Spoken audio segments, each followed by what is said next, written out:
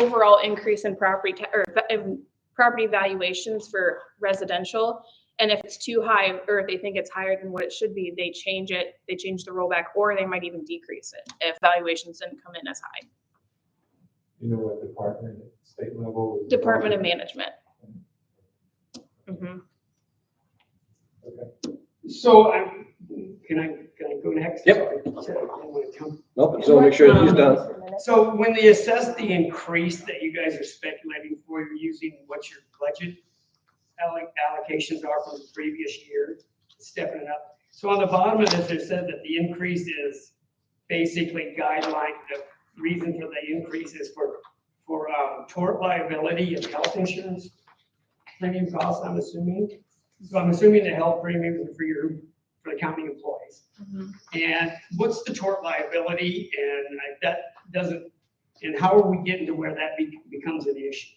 Our billing insurance, due to the fact of all the Storms and claims across the country, our physical property insurance has gone up considerably.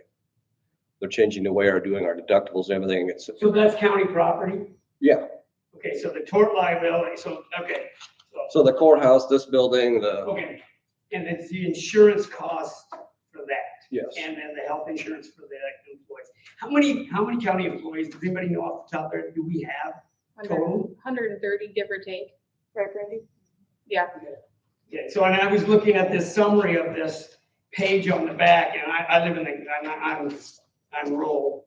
So, I mean, it said, and I know this was hypothetical, because you're projecting a 10% increase in land values, assuming 100,000. This document does, yes. Hypothetical, yes. Because there's no way for it to customize that for every parcel or everybody's with the exact amount. How does that get determined then at the county level? Who makes that The determination? 10%? Well, the increase in land value from year to year, who makes that determination for the county? I know the state goes over it after that, but The assessor's office. assessors, so do they have an outside consultant they bring in, or do they have a formula they use also? Formula idea? They Do they look at land values being sold? the residential ones will go off of comparable sales in your area. So I'm not gonna pick anybody particular, but see if you live in Marengo and Waynesburg, we use the comparables. The land values are different, but even they're differently in quarter sections of the city. From one side of town to the other, they take sales and get the land values that way to make them comparable. Okay, so I'm assuming that. Ag land's all different. Okay, well, I understand. So yeah, you're using property sales as a baseline. So if that money is more than what your budgetary costs are, is that when the state comes in and says, hey, we're not gonna give you the full assessed value, you have to step that back? Or what happens when there's more money available than what your budgetary limitations would be? I wish I remember. I wish that would happen once. Uh, I said, I wish that would happen once. We've never had more money than we've. Well, again, So- I can answer that That question, could I be a debatable subject of, we better spend it because we got it, kind of a thing. I get what you're saying. And so what happens is, the assessor gives her assessments to the state. The state applies that rollback across to everybody the same, right? So Benton County, Tallahatchie County, we're all getting the same residential rollback. Then we get our taxable valuations here at the county. And what we do is, instead of applying our existing levy rates to the current or the new valuation and then figuring out what we can afford from there, we start our budget process before we even get the taxable valuations back and start looking at budgets in December and try to build up what we need first. And then once we get those taxable valuations back, we see what we can do or what we can't do. So it's more of a zero-based budget process than, the old age adage of just slapping on current levy rates on new valuation. Does that make sense? Well, it kind of does. I mean, let me see if I understand that correctly. You kind of preliminarily figure what your budget's going to be. I'm assuming you look at previous years, and then you kind of try to speculate what rates increase, interest rates. We have to speculate on what the insurance rate's gonna do to us, because Nobody knows that. we don't know that until later on, so Right. we have to hear down the grapevine, rumor is it's gonna do this, or do that, and we kind of use that just to get a feeling of where we need to be at. So I mean, again, I get what you're for saying. my layman, it's complicated to understand a lot of it. Sometimes it doesn't make sense that, we're being taxed on projected land values when most people's ground isn't for sale. They're not looking to sell it. And of course, as these ground values go crazy, that we all see and think, as a person that's not planning on selling. Right, but that's why they use somebody in your area that did sell. No, I know, I understand that. Again, And I think it would be good to talk about 718. 2 years ago, the state legislature passed the property tax bill. In that bill, it said if your valuation grew more 3% or more, your levy rate our general and rural levy rates had to be notched down just a little bit. okay, so they stepped it backwards on the levy. Yeah, I remember that. So we were in that situation this year. The levy rates got notched down on the general and rural. When you say this year, you're talking 2024? This proposed budget. No one really owned it. Proposed budget. Yep. Last year we were under 3%, so we were uncapped as far as that goes. But we did have to generate new levy rates this year on those two. So we couldn't take the entire windfall of valuation that came online with this budget. Okay. Because I was just looking at it showing a 15% possibly increase on the hypothetical. Yeah, don't even, those numbers are awful. I know they're awful. Yeah. Wow, these are awful. Yeah, it's really more like a 2% in the rural services fund and closer to a 6%, I believe, off the top of my head without looking at it, in the general services fund. Okay. And that was with, like we said, the reason why the rates went up was because our insurance and everything went through the roof. And all of our, We know what insurance is doing. All of us, you know it. I know what Yeah. mine. It's crazy out there right now. yeah, and because of that, none of our non-union employees got raises this year. And then we cut out, I have notes here, So but say that you're non-union.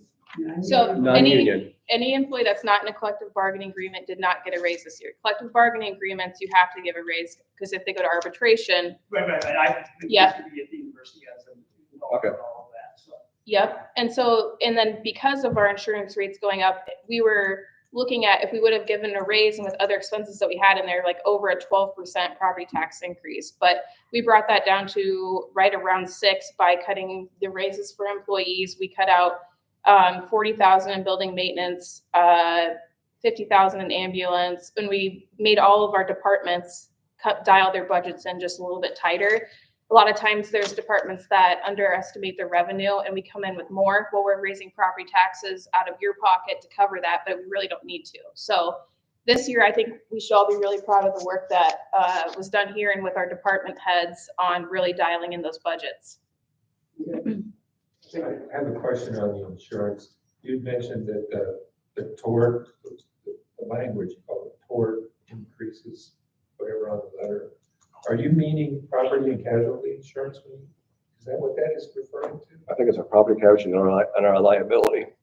And we have general liability as electeds. We have to have so much liability. Our sheriff's office has to have a liability policy, county attorney, all of us have to have some kind of liability insurance policy. We've not had claims in a long time, but that's gone up too. So So basically what you're saying in those two instances is it's insurance costs that are driving the property tax increase. mhm.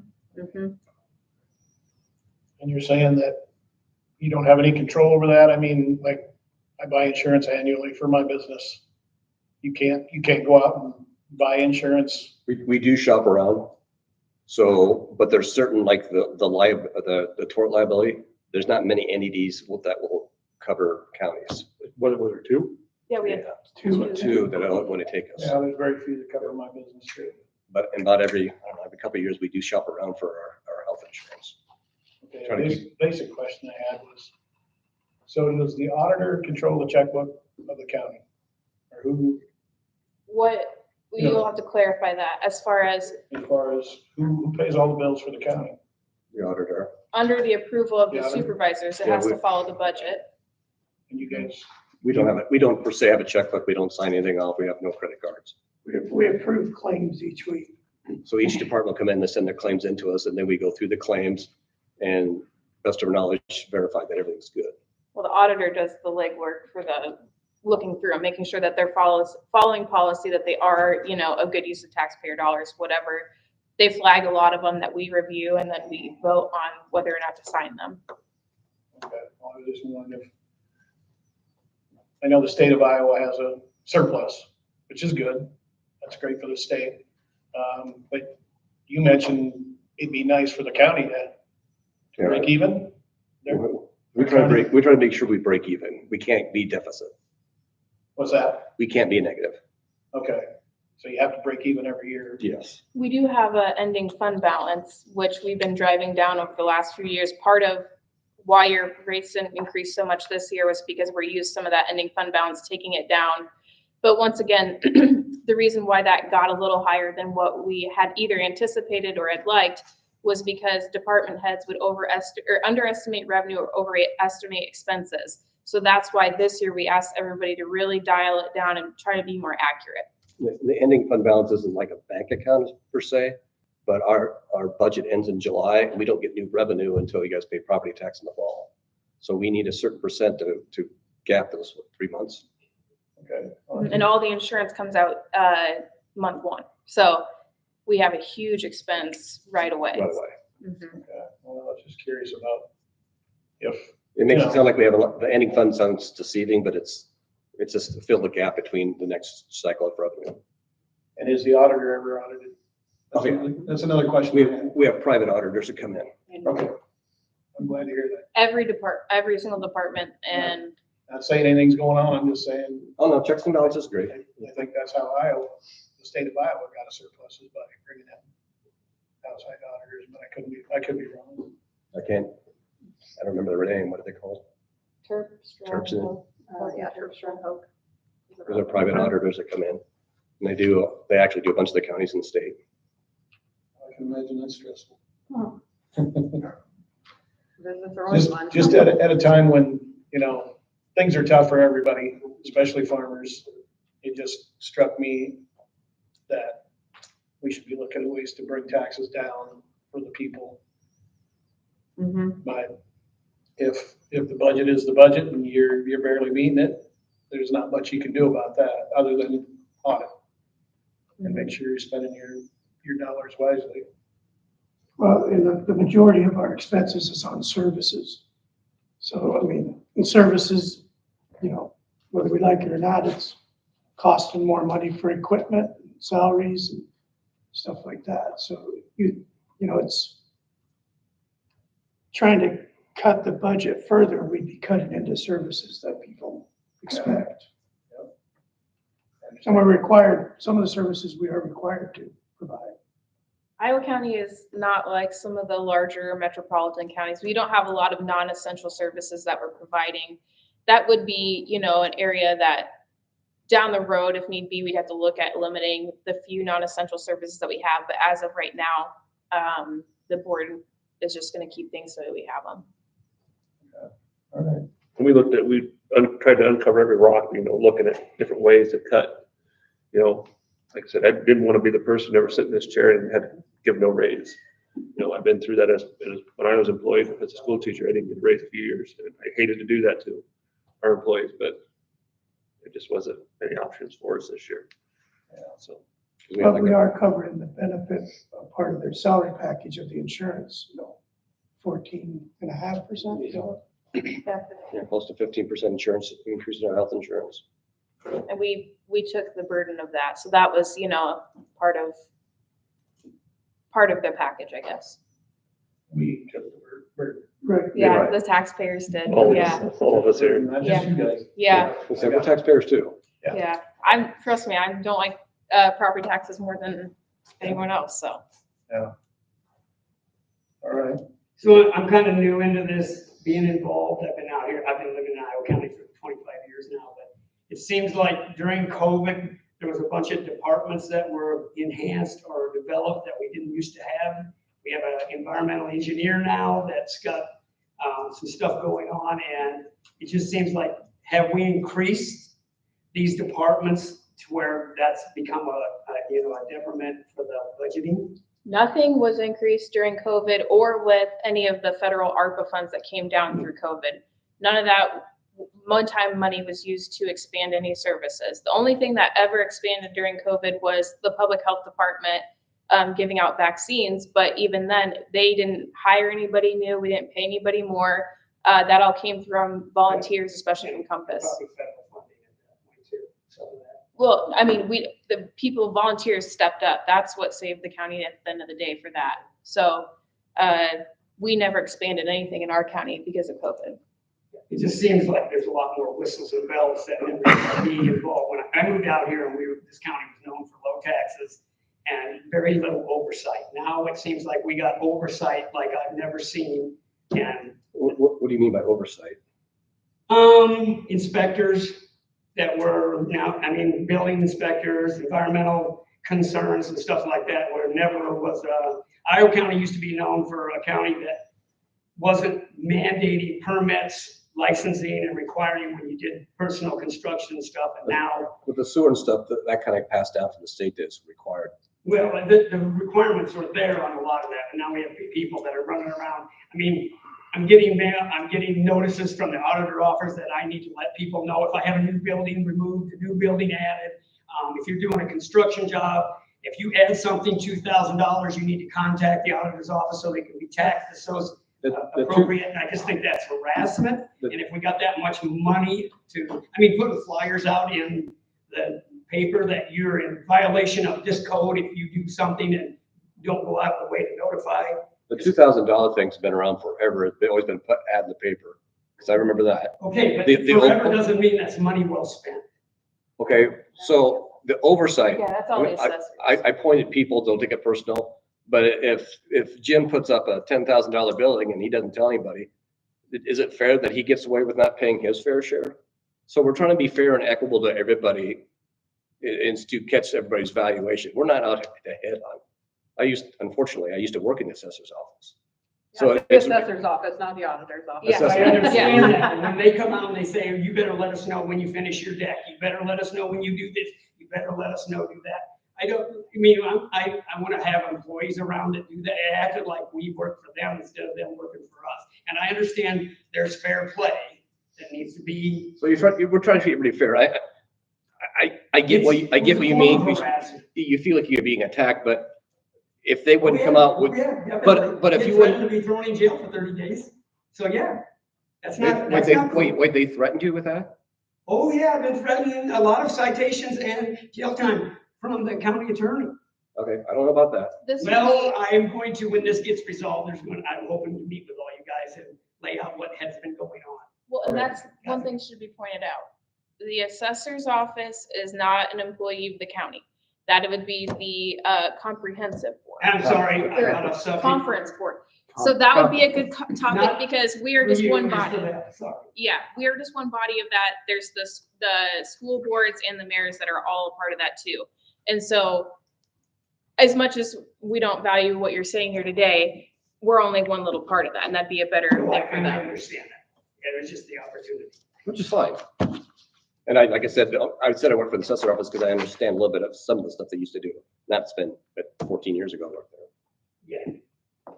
So again, there was some oversight that came down on me pretty hard, and that's part of the reason I'm here. And I need to start playing more of a role, and so stuff doesn't happen without people out there knowing it. So I understand your concern there, but with the assessor's office, but this is the wrong entity, but you can, okay. Yes, I'll just explain myself, sorry. No, all right, perfectly fine. This might be off topic, but, and I can remember when state sales tax was 5%. And it seems like it went up 2%, and part of it was because of the schools. Does the county get any of that money, or is the school completely separate? The school's completely separate. Talking local option tax. The 1%. Yeah, local 1%, option. that's when it went from It 6 went to up 7. 1%, and then it went up 1% again. I guess that'd be a state question. It's a 1% that the local, so anything that's generated in Iowa County, not in the cities. If the cities like Williamsburg, we don't get their sales tax revenue, but we do get things that are generated outside of the city limits in Iowa County. That all goes to secondary roads and is used for their budget. So the 1% goes to secondary roads if you don't live in the. In city. Iowa County, yes, we don't use it And anywhere I thought else. it went to the school. Okay. Yeah, I did too. Well, the state appropriates, this is different, but the state does appropriate part of their 6% to the schools. Not the 1%. But not the 1% local option sales tax goes to the entity that passed it. So it'd be the county or the city. Okay, and that just never goes away. Um, That 1%. No, I've never not heard unless of the state changes it. But not all counties have that, right? I Uh, would have thought there was only 7 counties that had the extra 1% sales. actually, it's more like 97, I think. I think there's 3 that don't. Oh, okay, I'll have to recheck that. I want to say there's 3. Wasn't it something that was voted on long ago? It was put in a long time ago. Oh, Now yeah, I'm kind of, yeah. It's been a long time. About the time the mall came in, I think. We've been charging 7% sales tax. Mhm. It's about 92. I thought that was, But for some reason, I back just in, noticed I've been 7%. back in the day, it seemed like it was gonna be a short-term deal, but apparently it's a forever deal. I will say that 1% is really important in our county, for what we're using it for secondary roads. We've given them $1.3 million of property tax revenue for the last 9 years, right? 8 or 9. I've never increased it. We've never increased the property tax revenue going to secondary roads, and it's always, his budget fluctuates with the road use tax and that sales tax. So, Federal funds. mhm. You gotta understand that that 1 cent comes from anybody traveling through the state too, that And purchases online something sales, or- yeah. Yeah, I understand that. So, I mean, that's, It goes on to the consumer, right, basically the taxpayers. Yeah. So that's why, back in the day, I thought it was gonna be a short-term deal and it just stays on there, so. What would that be called? So I want to do some more research on that. Is there a name for that specifically? Local option sales tax. That's just that 1%. And see, I only noticed that like 2 years ago. We were 6% everywhere, and then all of a sudden, It's we're paying been, 7%. It's been Really? Yeah, It's been it's been quite a while. All the time, since I can. I can remember when it was 5. Charged 5%. I can't remember when that was, but I'm sure I was around. The 90s, I think. yeah, I'd say 92 or 93. Yeah. And maybe it was, maybe we had a 5% state tax and it was raised to 6. And then the state raised their tax to 6, and so our local option was still on there, which made it 7. Mhm. Just saying at a time when taxes should be going down, they're going up. It'll never go down. Any other questions? Well, I just have a quick question, just again, as I'm trying to study this and make sense out of it. So when you go down to the Iowa County public hearing on property taxation, I don't understand the urban resident versus the rural resident. Why the numbers is different? What is? So we have 2 main levy rates. Okay, That fund the county. Well, I should say 3. We have our general services, which encompasses the entire county, whether you are in city limits or not. Which is where they say the urban. We have the rural, which is only the years. And so it's everybody outside of a incorporated city has this extra tax. But we have a supplemental that also is taxed across the entire county. And so the urban resident right there is showing the general and supplemental increase. The rural is showing the rural and supplemental increase.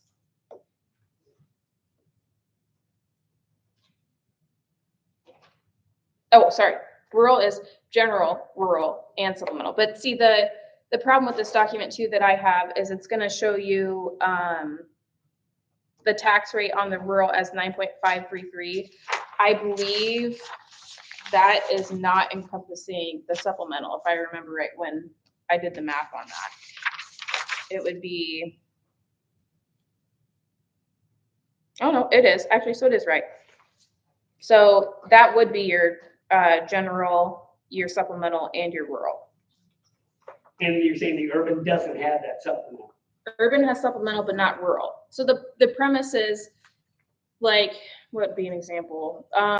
Well, secondary roads.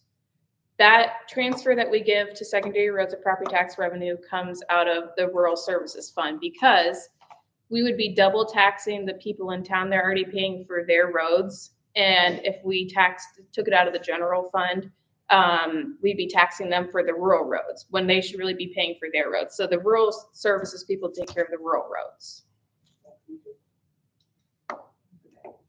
And so there's just different things that are only applicable to rural residents that comes out of. so the rural people are not supplementing. city stuff.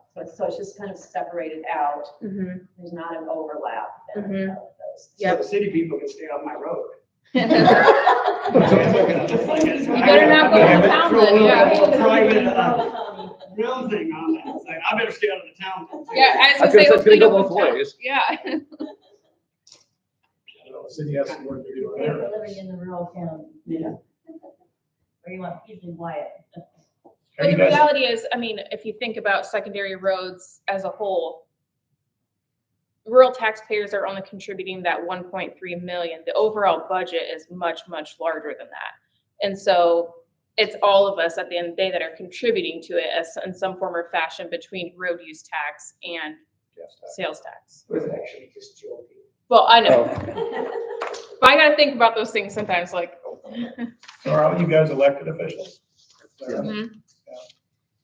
God bless you. The sale of that, I looked up that sales tax came in effect in 1995 for Iowa County. I thought it was the 90s. I can remember back in the 90s charging 5%. I was just curious. I thought, I remember when the 6%, the 6% went on, and I thought it was supposed to be a temporary thing back in the 90s. But my memory's not as good as it used to be. So, And all throughout the state, they're 7 and 6%. There's a few sixes, but, and there's a couple eights, but most of them are 7 or 6. Okay, yes, sir. The windmill tax, is that coming off the rural tax too, included in that or not? And how The, much is the windmill tax and how is it divided up? the wind turbines we're putting in an urban renewal area, which means now they're under TIF. So when you TIF, all the property taxes from those wind turbines has to go to economic development. And the state says economic development is roads and bridges essentially. TIF. So, yes, can you explain TIF, TIF? tax increment financing. Okay. So what it is you set your base valuation. So before they ever had any value, we set their base valuation at 0. Every increase that they had in valuation, which steps up 5% over 7 years to get to 35% of their full value. Once every dollar that we're raising off of their valuation coming online has to go into a separate fund, and it's used for roads and bridges. And so there are projects in the county that I think we have about $6 million worth of projects that money is being funded. Bridges and resurfacing And that's over 5 years, right? for 5 years. Well, the TIF is for 20 years. No, but. I mean, the 5 million. Yes, the 6 million is for the first 5 years of land. Yeah. Mhm. So you're saying the county gets something from the windmills being in our county? Is that? That's new. Tax. They're getting property taxes, but it all goes to TIF, which means goes directly to the roads and bridge projects, not to the general fund to fund, our day-to-day Yeah, operations. no salaries are included in that for sure. That won't be here long. Yeah. Do the schools get any of that then or not? No, Mhm. Just roads and bridges off that? So as we've determined so far. So in the future, it's right now it's spoken for if there's another project per se, but it's got to be for tourism or economic yeah, development. economic development. Mhm. We can try to TIF it.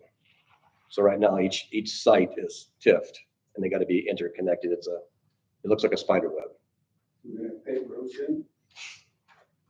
We're doing our best to give, most people don't realize them, but our gravel roads, everybody kind of complains about them.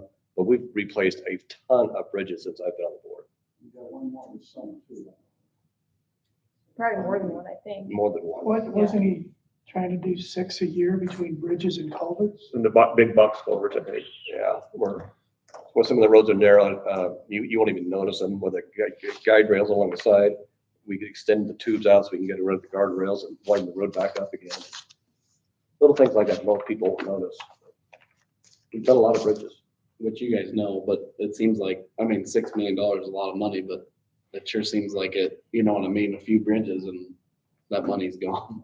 I mean, You take a gravel road, just a easy estimate, and prep it and want to hard surface it, it's probably about, what do you say, $1 million a Yeah, mile? 1.3 a mile, I think. For a mile. A mile. We were trying to get some federal funding to do, is it Q? No, the avenue to hook up with Wellman down there. We lost out, we didn't get it, but it was like $1.2 million per mile to pave it. I'm gonna have to go. Okay. I have to leave for the property tax bill subcommittee at the Capitol here. Are there any specific questions for me before I leave? My phone number's on the website. If anybody has direct questions for me, feel free to call. What's your name? Abby Moss, And Abby, what is your role? county supervisor. You want this, sorry. Vice Chair. Yeah, vice chair. Sorry. All right. Thank you. If you guys need something from me, let me know. Just call me. I'll be on the road. Do we have any other questions from the group as of now? Well, thank you guys for answering my questions. That's everything? Hey, way to go. Well, I'll be leaving. Thank you, everyone. Thank It's not a party without it. Is there a motion to go out of public hearing? I'll make a motion to go out of public hearing. I'll second that. All in favor, say aye. Aye. Opposed, say nay. We are at a public hearing. Is there a motion to adjourn? I'll motion to adjourn. I'll second. All in favor, say aye. Aye. Opposed, say nay. We are adjourned. Thank you. Thank you. Thank you. You gotta get in there once.